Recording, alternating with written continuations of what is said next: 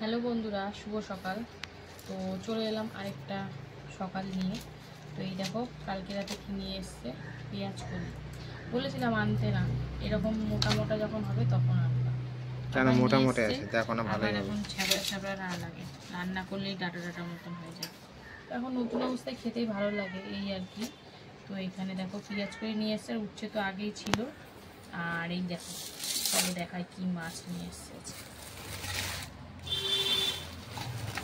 এই দেখো, বাবা কত আমদি নিয়ে এসছো গো। 600 আছে। দেখো বন্ধুরা, এর মধ্যে মাথা দিয়েই অনেকটা বাদ চলে যাবে।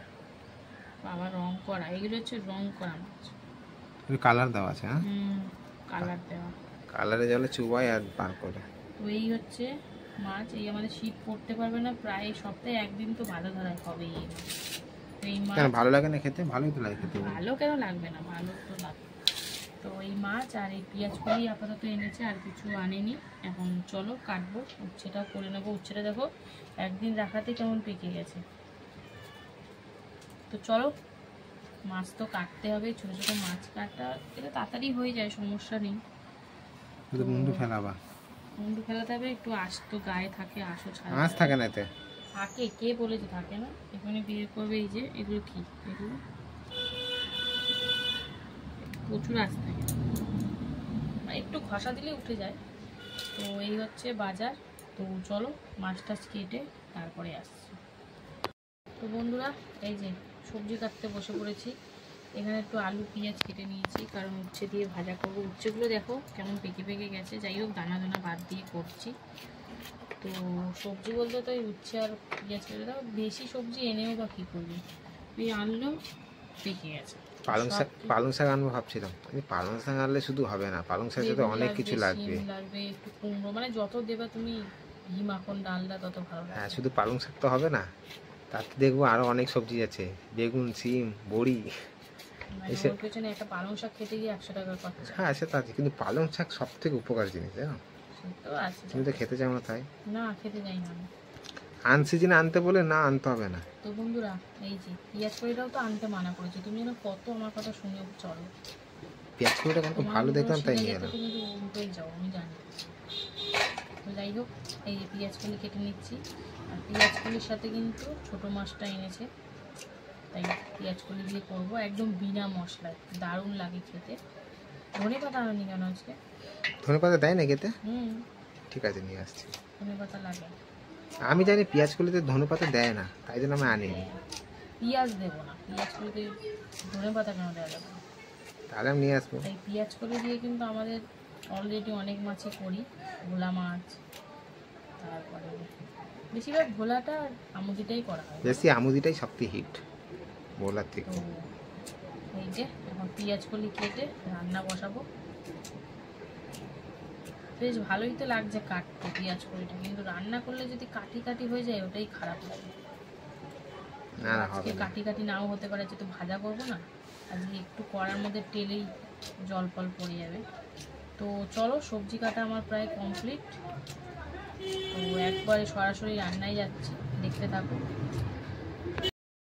রান্না বান্না কিন্তু বসিয়ে দিলাম। এদিকে দেখো উচ্ছে ভাজা হবে আলু দিয়ে। তো প্রতি সময় তো আলুটা ভাজি, এবার ভাবছি আলু উচ্ছেটা একটু হালকার ওপর ভাজা করে নেবো, তারপরে আলু দেবো। তো চলো, এদিকে উচ্ছে ভাজা হচ্ছে, আর এদিকে ভাত বসিয়ে দিয়েছি। ভাতের মধ্যে একটু পেঁপে সিদ্ধ দিয়েছি। তো ওই যে এখন সদ্য জল গরম হয়েছে, ভালো করে ফোটেও নি। চলো দুটো দিকে হচ্ছে হোক, তারপরে আসছি। দেখো দিয়ে দিলাম আলু পেঁয়াজ আর হলুদ গুঁড়ো দিয়ে এখন বেশ সুন্দর করে মিশিয়ে নেবো। আর লবণটা এখন দিচ্ছি না, লবণটা শেষের দিকে দেবে ভাজা হলো। তো চলো সুন্দর করে মিশিয়ে ভেজে নিয়ে। এদিকে কিন্তু ভাত সুন্দরভাবে ফুটে গেছে, যেহেতু পেঁপে দিয়েছি ওই জন্য একটু ফুটাচ্ছি, কারণ নাড়ে পেঁপেটা শক্ত ফুটে যাবে, সেদ্ধ হবে না।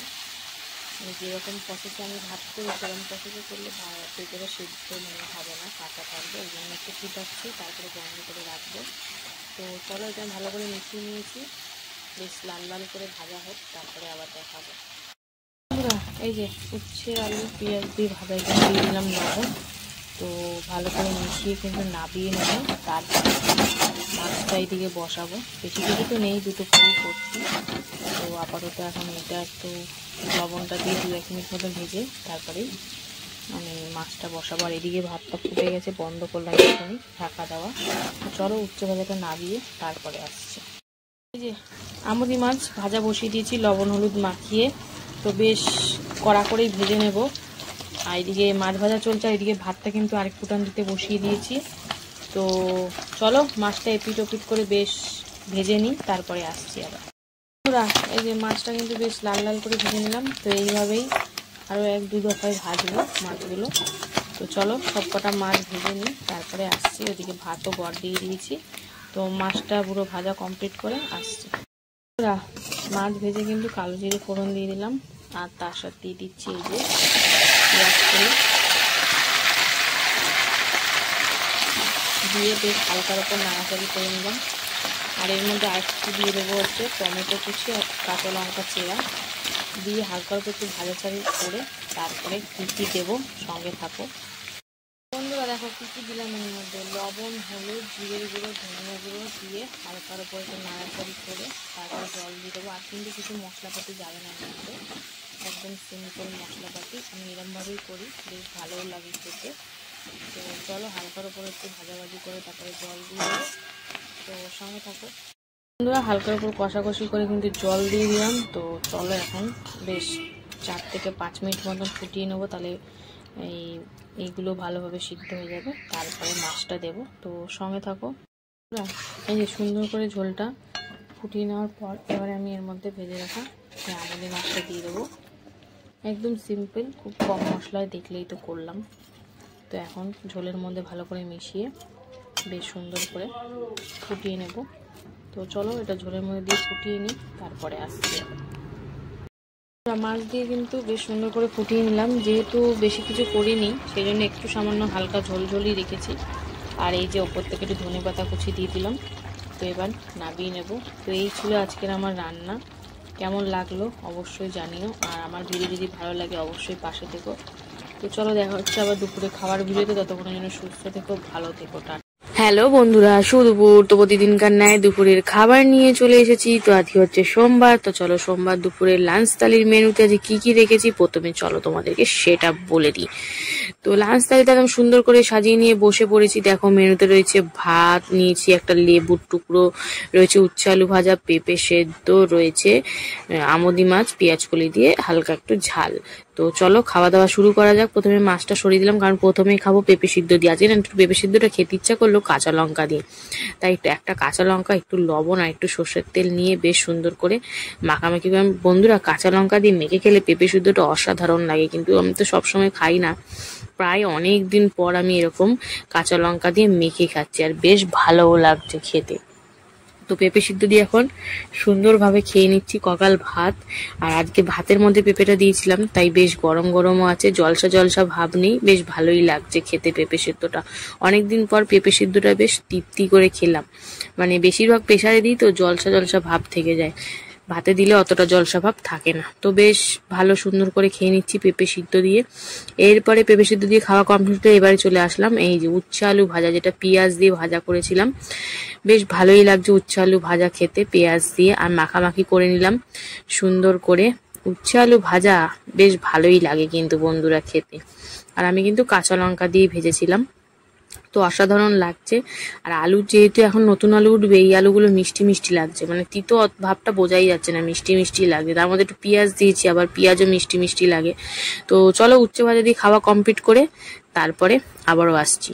তো উচ্ছে ভাজা দিয়ে খাওয়া কমপ্লিট করে নিয়েছি, এবারে কিন্তু বাদ বাকি ভাতটা একদম সুন্দর করে এই যে নিচের দিকে টেনে নিলাম। আর এই যে মাছের ঝাল করেছিলাম পেঁয়াজ কলি দিয়ে, আমুদি মাছের ঝাল, সেটা কিন্তু পাতে ঢেলে নিয়েছি। একদম সিম্পল, জাস্ট কাঁচা লঙ্কা চিড়ে, টমেটো, ধনেপাতা আর একটু সামান্য জিরের গুঁড়ো দিয়েছিলাম।